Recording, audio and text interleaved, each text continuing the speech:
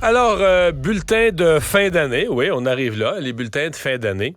Et on va tout de suite avoir celui de la PCHQ, l'Association des professionnels de la construction et de l'habitation du Québec, qui fait l'état de situation sur la construction résidentielle et un peu le contexte réglementaire, les décisions des gouvernements dans le cadre de la crise du logement. Isabelle Demers est vice-présidente de la PCHQ. Madame Demers, bonjour. Bonjour. Bon, parlez-nous un peu de ce bilan que vous faites. D'abord, ça n'a pas été une excellente année là, pour la construction. Les mises en chantier, ça a été pire que pire. Ben effectivement, la crise du logement, on en a parlé sur toutes les tribunes et c'est pas nécessairement une bonne chose parce que quand on parle de crise de logement, ça veut dire qu'il y a des gens qui trouvent pas preneur et ça nous préoccupe beaucoup. C'est un peu ça qu'on a mis en place là, dans ce bilan-là. On voulait regarder les différents sujets qui touchent le logement, la construction en général. Puis on peut voir qu'il y a des choses qui bougent. C'est une bonne nouvelle. La prise de conscience collective. Ah oui, ça, vous avez donné un A-. La prise de conscience collective qui a un problème, vous avez donné un A-. Là. Ça va pas pire. Ben, et puis c'est une bonne chose qu'on s'en préoccupe finalement, cette prise de conscience-là, puis qu'on arrête un peu comme on dit, de se lancer le singe, c'est-à-dire qu'on puisse prendre chacun nos responsabilités, les différents paliers gouvernementaux, qui puissent voir à travailler ensemble, à arrimer des programmes, à faire en sorte de prendre conscience de l'ampleur de cette crise-là. Par contre, on attend le plan d'action, les cibles très, très claires qui va faire en sorte qu'on va être capable d'avancer avec des objectifs mesurables. Ça, on l'attend toujours. Votre note dans le bulletin est moins généreuse pour ce qui est de stimuler l'offre de logements, là, de faire apparaître vraiment des logements. Mais complètement. C'est-à-dire que on a un déficit au Québec de logements si on voulait atteindre l'abordabilité en 2030. C'est 2030, là, c'est pas mal demain. Là. On parle de 1,2 million de logements d'habitation qu'on devrait construire. Donc, forcément, ça implique de stimuler les mises en chantier pour être capable de répondre aux besoins globaux. Par contre, on voit qu'il y a quand même des choses qui ont été faites. 1,8 milliard de dollars d'engagés pour du logement social et abordable. C'est pas rien. C'est beaucoup d'argent. Ça va permettre de construire 4500 unités. C'est important, mais c'est encore trop peu, malheureusement. Ouais. Puis pour le reste du logement, parce que moi, je suis de ceux qui disent, oui, il faut du logement social, on n'est pas contre ça, mais c'est parce que souvent, quand tu écoutes les organismes communautaires ou les organismes, ils ne parlent que de logement social. Alors, et pour qu'il y ait du logement abordable dans une société, il faut pas qu'il y ait de rare, il faut pas qu'il y ait une extrême rareté. Là. S'il y a une extrême rareté, les prix, de toutes les manières imaginables, les prix vont être tirés vers le haut. C'est le principe, quand il y a de la rareté, tout le monde se bat pour les mêmes logements, ça fait grimper les prix. Est-ce que vous sentez qu'il y a du mouvement là-dessus pour que ce soit réglementaire, que ce soit les villes, que ce soit raccourcir les délais? Est-ce que vous sentez qu'il y a quelque chose qui se passe de ce point de vue-là?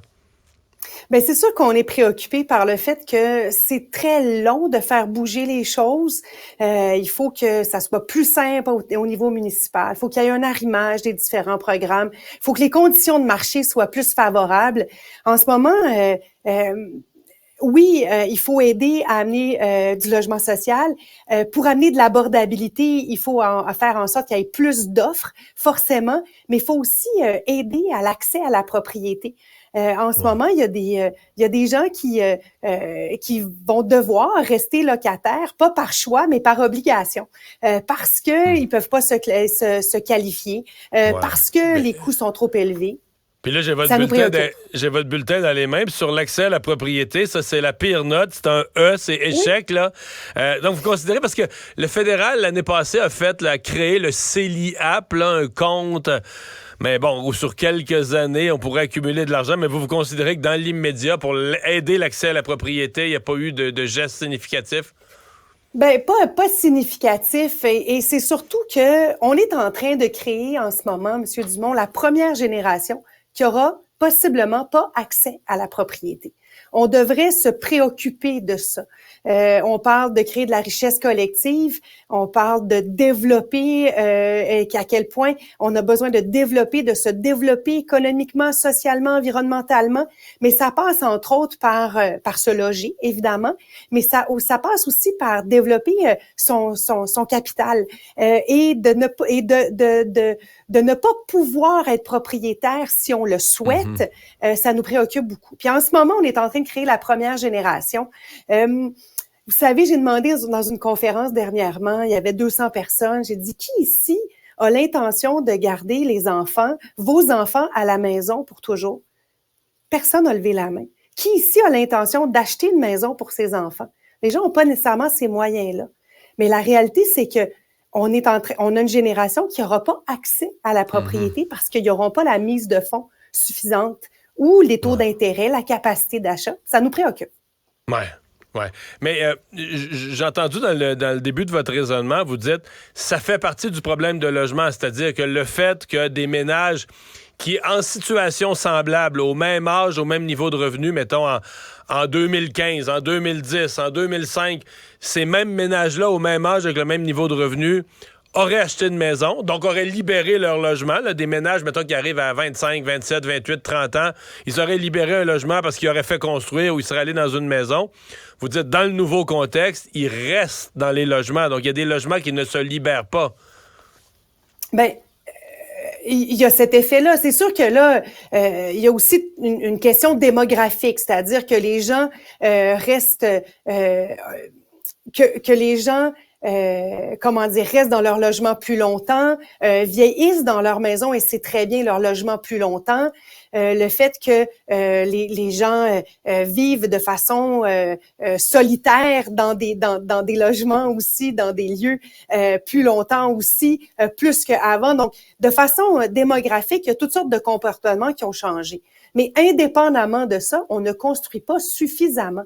Ce qui fait que des gens pour qui voudraient avoir une mobilité de logement ne peuvent pas le faire parce que il n'y a pas de logement qui répondent à leurs besoins, donc ils ne peuvent pas déménager. Ou encore, même s'ils voulaient devenir propriétaires, ils n'ont pas nécessairement les règles du marché leur permettent pas d'y avoir accès. Ça crée beaucoup de pression et le fait que l'on construise pas suffisamment pour les besoins, ben ça crée une rareté. Puis vous l'avez dit, ça contribue à la situation qu'on a en ce moment. Êtes-vous optimiste pour 2024? On dit souvent dans la vie, quand on tape le fond du baril, ça rebondit ensuite. Là, dans toutes les statistiques économiques, c'est cyclique. Est-ce que 2023 a été une année si basse en termes de construction qu'on dit que ça ne peut qu'être moins pire? Les taux d'intérêt devraient repartir à la baisse quelque part en cours d'année, au printemps ou à l'été. Est-ce que vous avez espoir que l'année 2024 soit meilleure sur le plan de la construction? Ben moi, je suis une optimiste. Donc, la réponse, c'est oui, mais pas juste parce que je suis dans je l'espère, mais parce qu'il y a des choses qui se passent quand même concrètes. Il y a eu des annonces qui ont été faites au niveau là, du gouvernement provincial, fédéral, qui vont se mettre en place et qui vont certainement aider, percoler à partir de 2024. Il y a des annonces qui ont été faites et qui touchent les municipalités, qui vont leur donner de la latitude d'agir sur leur territoire, qui va certainement aider aussi. En même temps, comme vous avez dit, quand on touche, est-ce qu'on a été au plus bas taux, au plus bas, puis qu'on peut juste remonter? Je peux juste l'espérer. Vous savez que si ce n'avait été que un trimestre cette année, là, en août, septembre, octobre, là, on aurait été au plus bas taux de construction depuis la Deuxième Guerre mondiale. Donc, je me dis que on peut juste remonter. C'est vraiment bas, c'est vraiment bas, c'est préoccupant. Et donc, on ne peut que faire mieux étant donné la pression et notre A-, cette prise de conscience collective qu'on se doit tous de faire quelque chose pour faciliter les mises en chantier, mais aussi le maintien du parc existant. Eh bien, on va se croiser les doigts. Merci beaucoup d'avoir été avec nous. Merci. Au revoir. Merci à vous. Bonne journée. Merci. Au revoir. Cet épisode